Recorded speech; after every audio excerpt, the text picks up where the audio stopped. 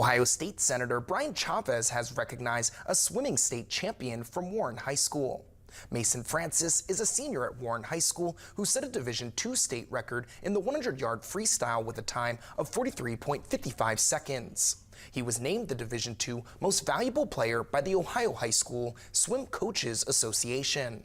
Francis will graduate with 6 individual medals as well as 4 state titles. Senator Chavez recognized him by saying, quote, "The school and community should be very proud of Mason and all that he has accomplished. His performance in the pool is remarkable, and I look forward to watching his continued success," end quote.